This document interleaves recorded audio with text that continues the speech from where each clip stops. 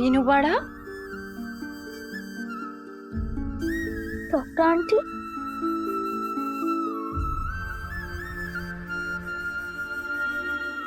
वीनू,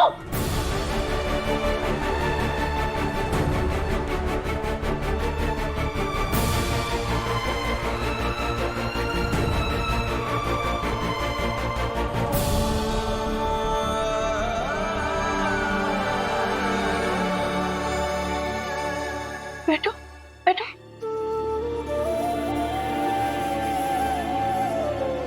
बड़ा, अब ठीक तो हो ना?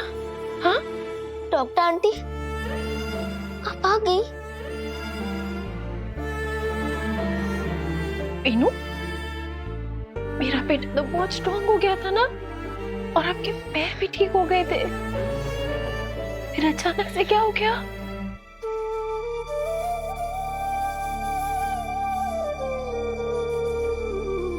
वीनू,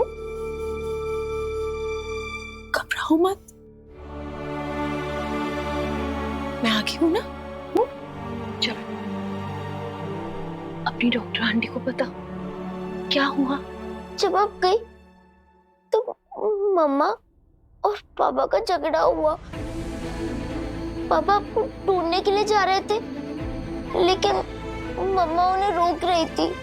तो फिर पापा ने मम्मा को बहुत जोर से धक्का दिया और फिर मम्मा का सिर टकरा गया दीवार पर और उन्हें चोट भी लगी। पापा इतने गुस्से में थे कि उन्होंने मम्मा को वापस मुड़ के देखा भी नहीं और वो चले गए।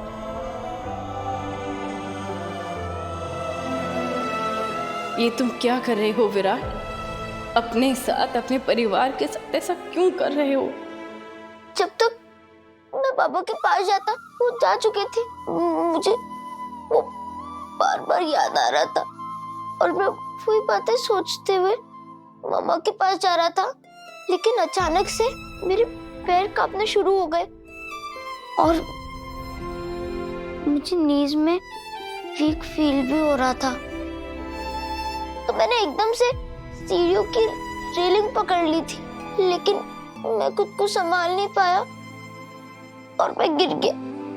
लगता है विराट और पत्रलेखा को ऐसे लड़ते हुए देख के वीनू को सदमा लगा है, और इसी सदमे की वजह से इसके शरीर पे भी असर पड़ा है। तुम्हें हो क्या गया है विराट? तुम्हारी वजह से तुम्हारा बच्चा सदमे में है और तुम्हें इस बात का एहसास तक नहीं। डॉक्टर आंटी, एक बात बोलूं? हाँ बड़ा, बोलो। डॉक्टर आंटी, आप मेरी वो परी हो जो मुझे हर मुसीबत से बचाती हो।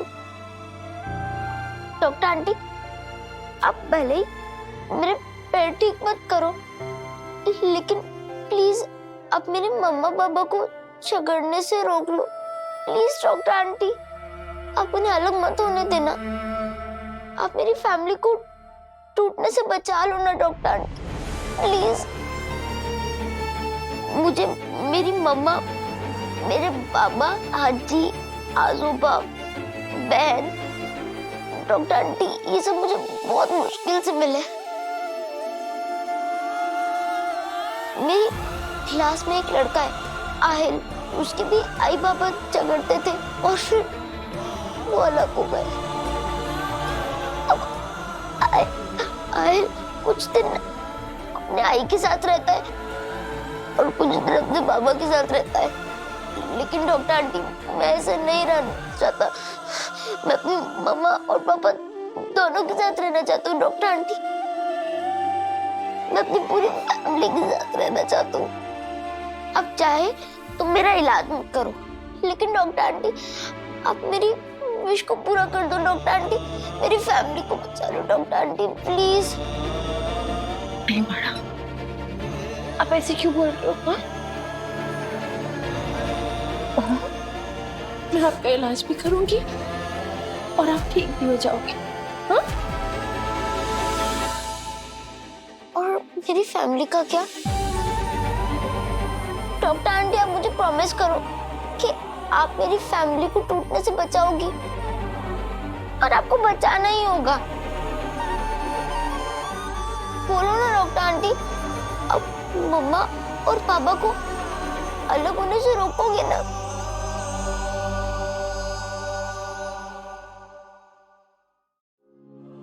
भाड़ा, मैं सब ठीक कर दूंगी, आप परेशान मत हो, ये सब मत सोचो।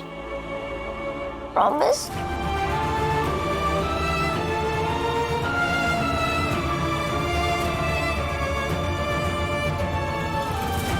प्रॉमिस,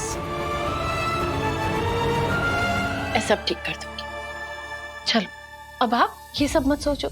अच्छा पहले ये बताओ, आपको वो एक्सरसाइजेज याद है जो मैंने आपको कराई थी? चलो तो जल्दी से मुझे करके दिखाओ। ओके आ जाओ, खड़े हो, धीरे धीरे।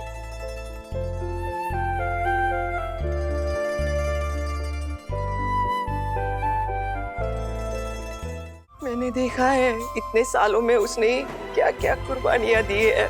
इतने सालों में उसने न सिर्फ मेरे बेटे को, मेरे पोते को, बल्कि मेरे पूरे परिवार को संभाला है।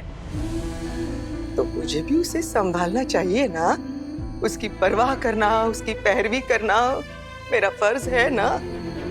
और खास करके उस वक्त पर जब मेरा बेटा उस पर अन्याय कर रहा हो, जैसे सालों पहले मेरे पति ने, मेरे ससुराल वालों ने मेरे साथ किया था। आप मुझे गलत समझ रही हैं। आपके पत्रलेखा को प्यार करने से या पत्रलेखा की परवाह करने से मुझे कोई दिक्कत नहीं है।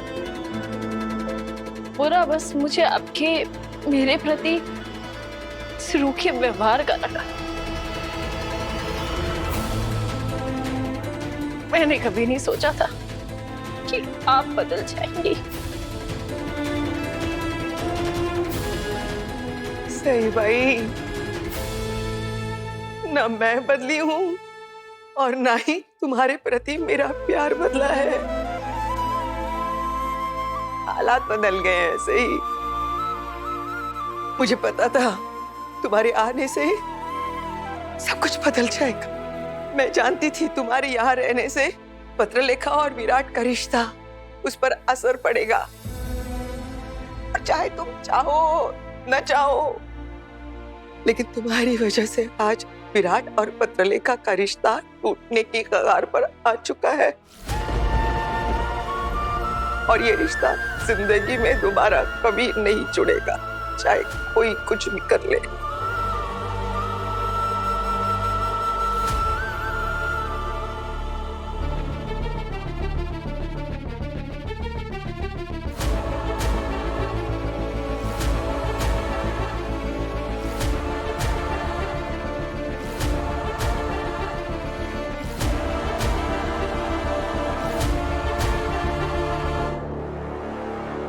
गुम है किसी के प्यार में, सोमवार से रविवार रात 8 बजे स्टार प्लस और डिज्नी प्लस हॉटस्टार पर।